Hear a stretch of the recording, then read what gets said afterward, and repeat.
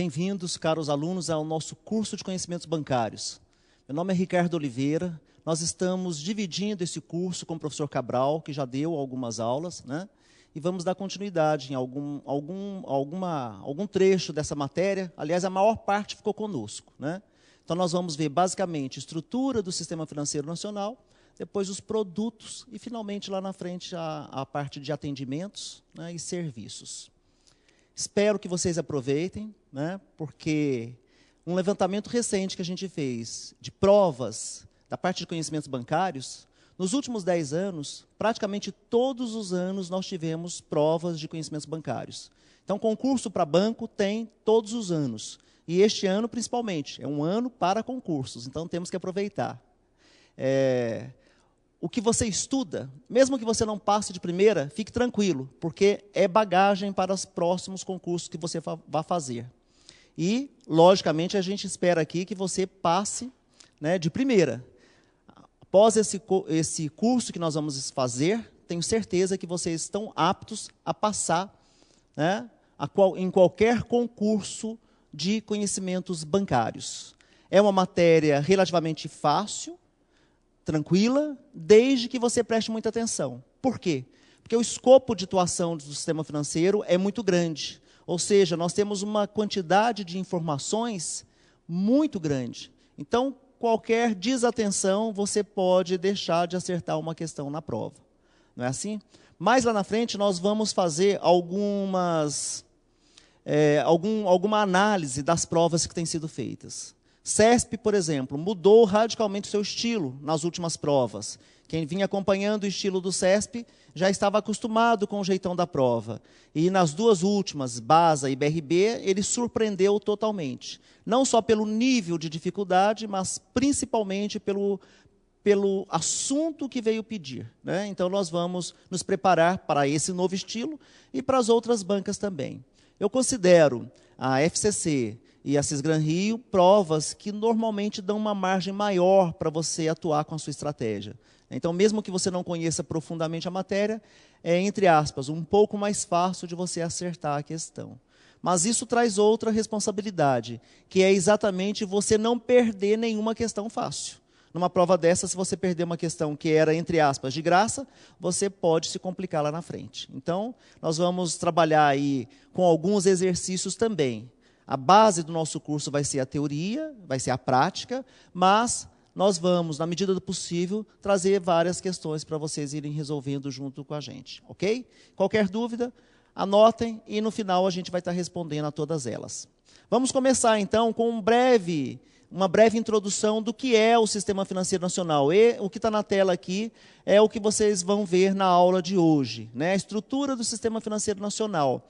Nós vamos basicamente fazer um sobrevoo por essa estrutura, vendo de modo bem macro tudo que se refere a essa estrutura, e depois vamos entrar no que a gente chama de subsistema normativo.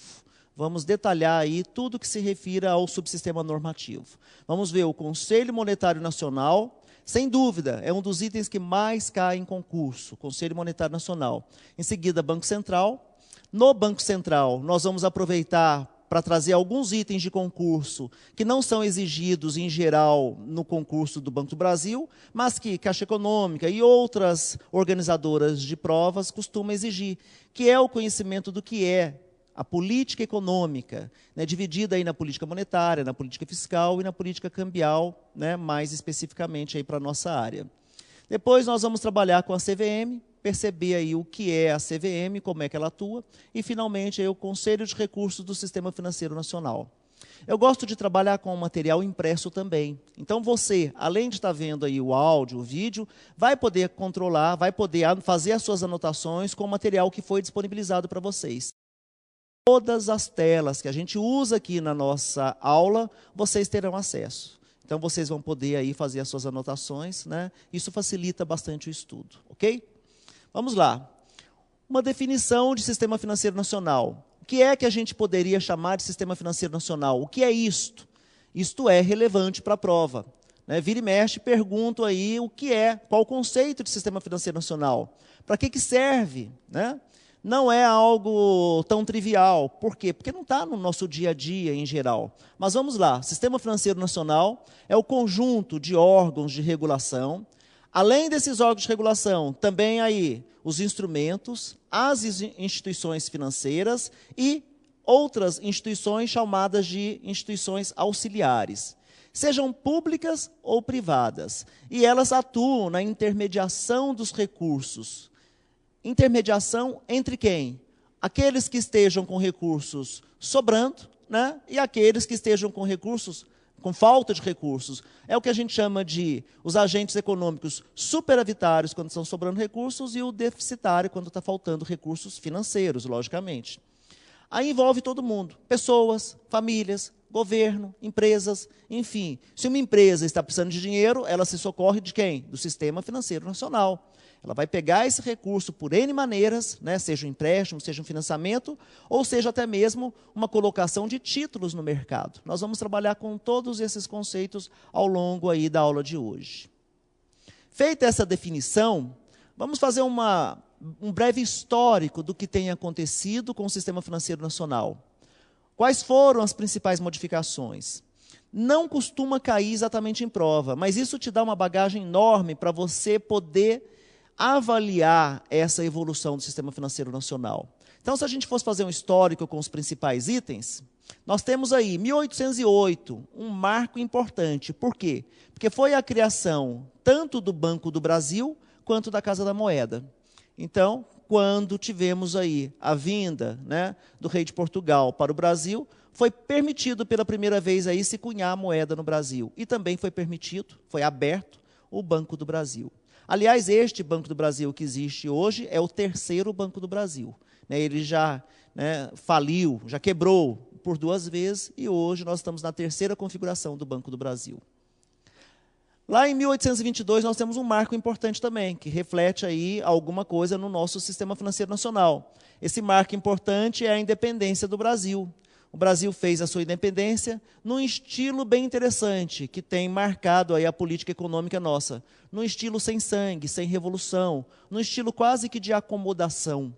Isso também se reflete no nosso Sistema Financeiro Nacional, que nunca teve uma modificação muito drástica, sempre foi uma modificação assim acumulativa, mais de transformação lenta e gradual, tentando se melhorar. Tínhamos ainda em 1822 a questão da nossa economia, que era extremamente ligada às atividades mercantis agrícolas, Então, baseado aí na economia escravista. Próximo passo, 1889, a República do Brasil, também sem grandes revoluções. Tivemos aí, coincidindo com esse período, o que a gente chama de um trabalho assalariado tardio. Havia uma enorme preocupação com o setor agrícola, mas não com o setor urbano. A industrialização do Brasil foi realmente tardia. Isso se reflete até mesmo no nosso Sistema Financeiro Nacional. Depois, 1929, temos um marco importante, não só no Brasil, mas no mundo. A crise da Bolsa de Nova York, e por que não dizer a crise mundial de 1929. Ela teve um reflexo importante, Muita quebradeira, empresas quebrando, bancos falindo, foi realmente um caos.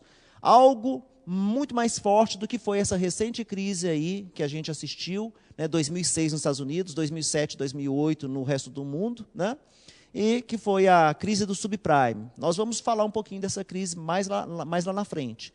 Por enquanto, basta a gente saber que essa crise teve um reflexo tão grande que nós tínhamos, por exemplo, exportávamos muito café. Tivemos que mudar de alguma maneira, porque o café passou a valer nada. Por mais que se queimasse café para poder valorizar-se, não adiantou. Isso teve um reflexo nas nossas economias, é óbvio. O Brasil passou a dever muito mais, ele não conseguia mais sustentar as suas contas.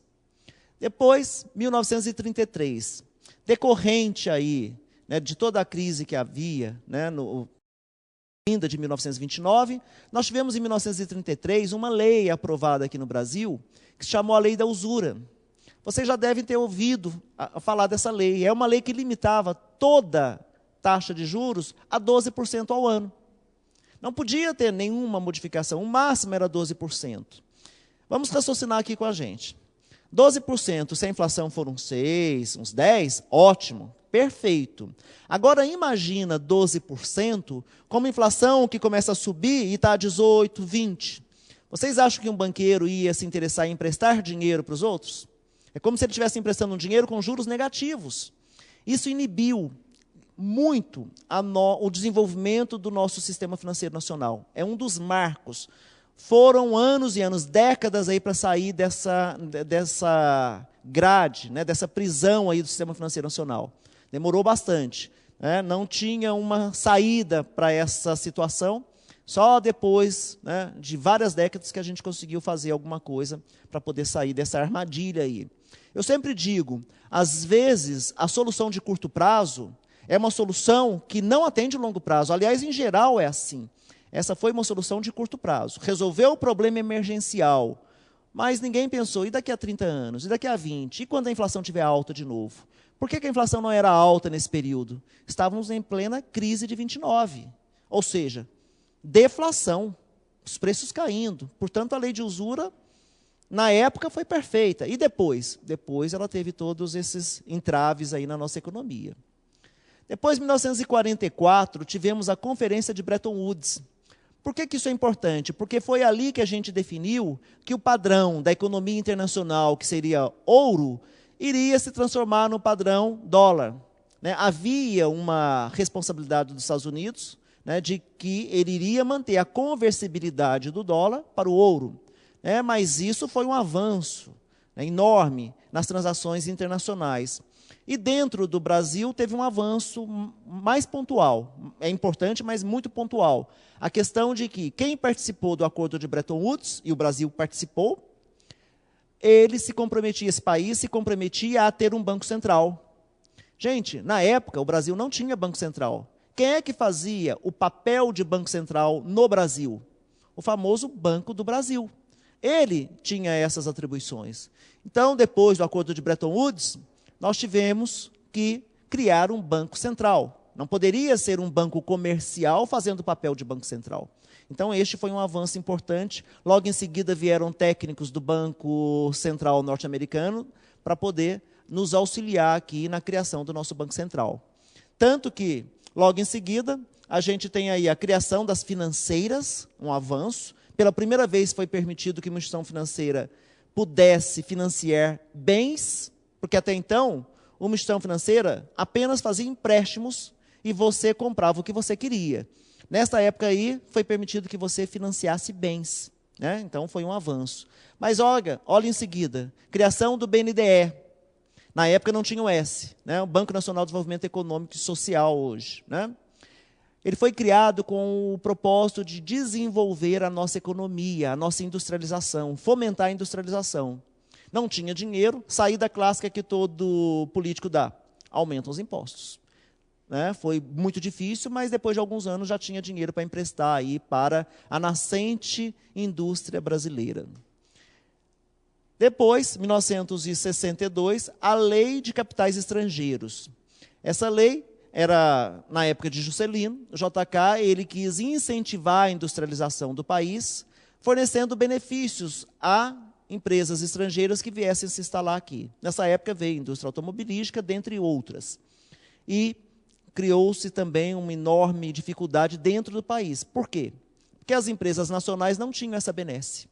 Então, foi financiado com dinheiro público, né, principalmente aí, né, um dinheiro que deveria ser voltado para fomentar o desenvolvimento do país, mas dando incentivo para os que são daqui, para as indústrias nacionais, e, ao invés disso, o que foi feito foi um incentivo apenas para as empresas estrangeiras. Isso gerou um certo estremecimento, mas no longo prazo a gente tem que concordar que foi uma atitude melhor do que não se tivesse acontecido. Né? Tem os seus problemas, como tudo na vida, tem um lado positivo e negativo, mas foi aí um avanço para o país e para o nosso sistema financeiro.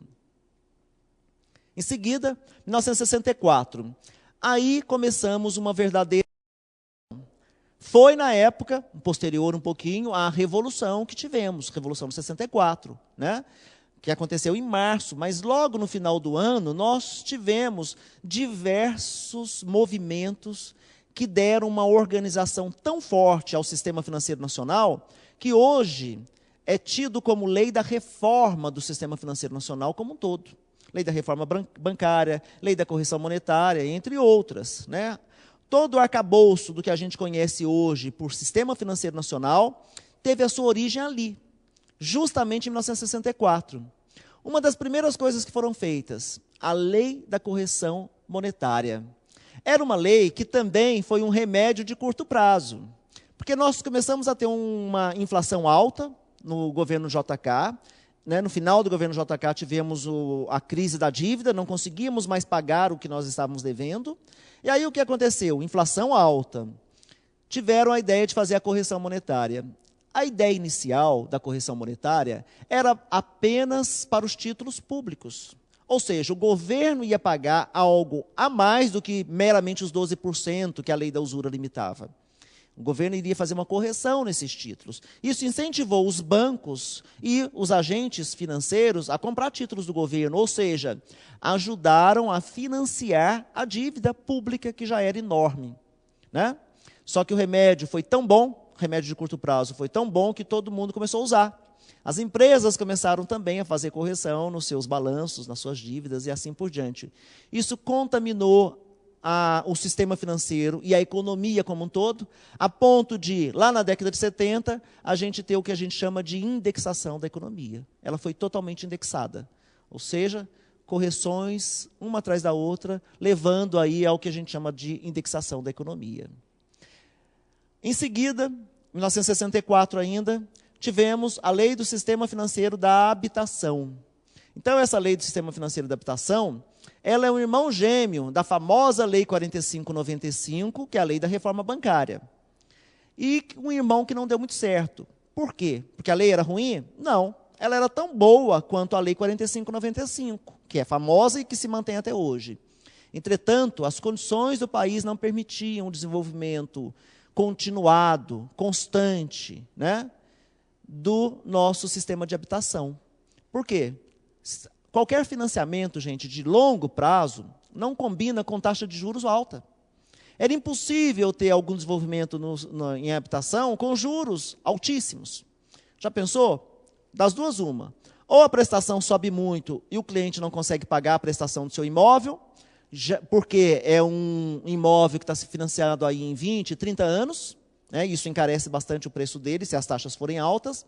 Ou então, algumas vezes o país também tentou isso. Se eu não corrigir essas prestações, o banqueiro, quem emprestou o dinheiro, quebra. Uma das duas. Ou quebra o cliente, ou quebra o banco. Por quê? Não é que havia nada errado com a lei, havia errado com a conjuntura econômica. Taxa de juros alta não combina com prazos longos. É insustentável. E isso é uma das razões aí do enorme déficit habitacional que nós temos até hoje, apesar de, nos últimos anos, termos desenvolvido bastante nessa área.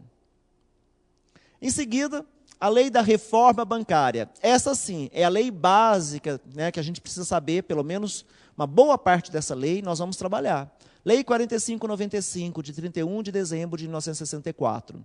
Essa lei marcou todo o sistema financeiro nacional. Foi nessa lei que se permitiu a criação do nosso Banco Central, porque antes era apenas uma SUMOC, era só uma, né, digamos, uma secretaria ligada ali ao Banco do Brasil, né, uma superintendência, melhor dizendo, ok?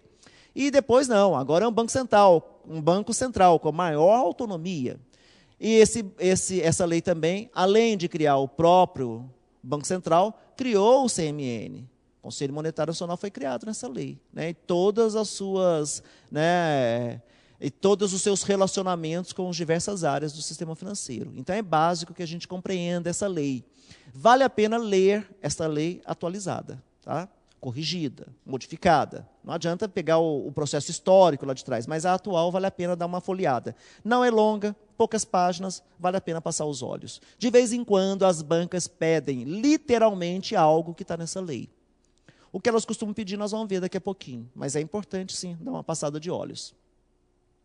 1965, finalizando esse ciclo aí, ou quase encerrando esse ciclo, mercado de capitais. Foi aí que foi criada a CVM, foi aí que foi criado, né, todo o relacionamento de corretoras e distribuidoras de títulos e valores imobiliários, né? Então, é uma lei importantíssima também para o sistema financeiro.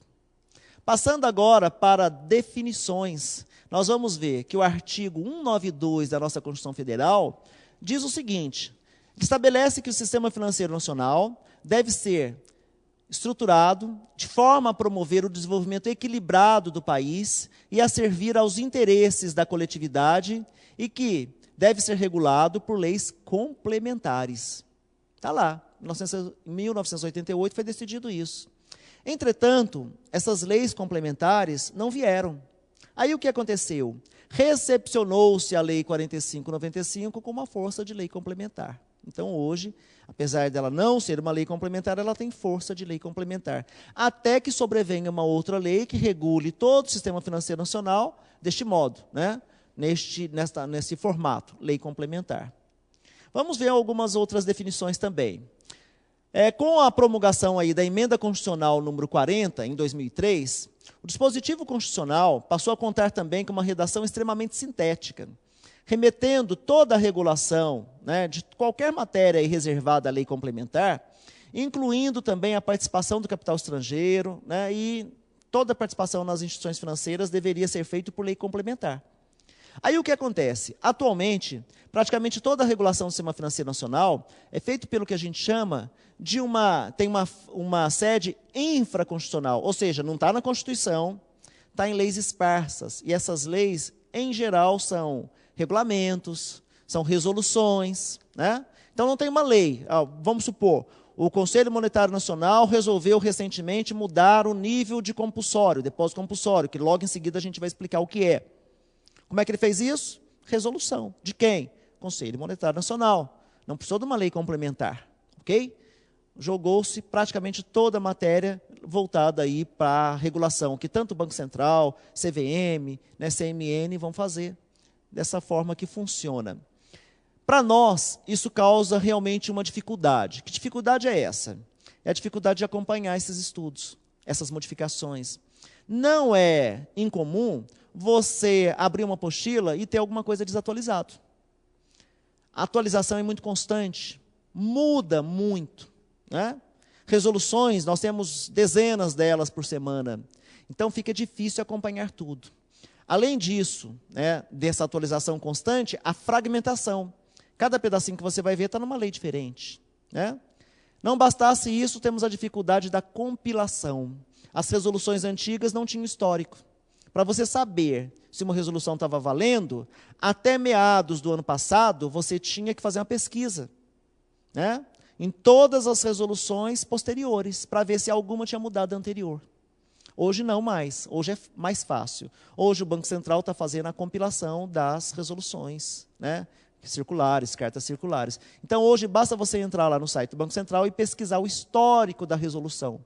Nesse histórico vai dizer, está valendo, não está valendo, foi modificada por qual, né? Então, isso é importante que a gente conheça para a gente poder aproveitar bem. Aliás, já que eu citei o site do Banco Central, se a gente tivesse que falar aqui das fontes de consulta, nós poderíamos dizer, primeira coisa, boas apostilas, né? Não vou recomendar alguma especificamente, porque temos várias boas apostilas no mercado. Eu, professor Cabral, trabalhamos com a apostila do Vesticom, mas nada contra outras apostilas, desde que sejam atualizadas e boas. Aí depois livros de exercício, temos bons livros de exercício. Eu, professor Cabral, também temos livro de exercício, mas temos outros no mercado também, né? E, finalmente, livro-texto. Não há um único livro-texto que abranja toda a matéria que a gente precisa saber. O que mais se aproxima disto é o que eu considero hoje o mais adequado para um concurso de nível médio, é o livro do Sistema Financeiro Nacional, chama-se Sistema Financeiro Nacional, do Carlos Newlands. Né? Então, Carlos Newlands, editora Campos. Recomendo porque eu acho que ele é um livro que sintetiza, que ele traz para um conhecimento bastante apropriado aos concursos de nível médio. Né? Temos bons livros, ótimos livros, mas, em geral, cada um pegando apenas um pedacinho. Esse é bem abrangente, pega o todo, né, vale a pena como fonte de consulta. E, obviamente, a tutoria, a consultoria que é feita no curso, né, no curso online. Você tem aí uma possibilidade que poucos têm, que é de tirar a dúvida na né? Então, logo em seguida a gente entra mostrando fonte de consultas, a gente entra respondendo a dúvida sua pontual, né? Então é importante que você faça uso desse, né, desse instrumento que você tem. Prosseguindo aí, vamos fazer uma pequena síntese do que é esse sistema. Nós já vimos, né? Um conjunto de instituições, né, financeiras, um conjunto de instrumentos, mas como é que funciona isso? Vamos tentar separar em alguns grupos. Nós temos alguns, né, dentro do sistema financeiro, alguns mercados. O primeiro deles, mercado financeiro. O que é este mercado financeiro? Ele é o conjunto de instituições, práticas e normas que viabilizam as relações financeiras entre os credores e os devedores, né? Os agentes que estão ali deficitários, esses são os devedores. Uma das características principais deste mercado é a intermediação financeira especializada. Neste mercado, nós temos aí o que a gente chama de crédito, mercado de crédito. Estão fazendo empréstimos. Quem é que vai fazer empréstimos? Né? Quem está precisando de dinheiro. Quem vai fornecer? Quem está sobrando. Mas, em geral, uma pessoa não fica fazendo empréstimo para outra pessoa física. Em geral, o que acontece? Procura um banco, uma instituição financeira, e ela, sim, vai possibilitar que eu faça esse empréstimo. Porque se a gente fosse fazer um empréstimo diretamente com outra pessoa, eu teria enormes riscos. Não é assim? Eu teria uma questão dos prazos. Eu teria uma questão também da confiabilidade ou da garantia que essa pessoa está me oferecendo. Em geral, pessoa física emprestando para pessoa física diretamente um recurso, só de pai para filho ou familiares, não é assim? Por quê? Porque quando eu vou emprestar dinheiro para um estranho, é muito complicado. Agora, se eu deposito meu dinheiro que está sobrando numa instituição financeira, ela pega esse meu dinheiro e vai, sim, fazer o uso que ela achar melhor, desde que ela tenha um compromisso de devolver-me o dinheiro, acrescido de juros, se for o caso, ou então, quando é um depósito à vista, não tem o acréscimo de juros, mas pelo menos tem a obrigação de devolver-me. Portanto, a instituição financeira vai passar a ter o risco, ela tem um risco.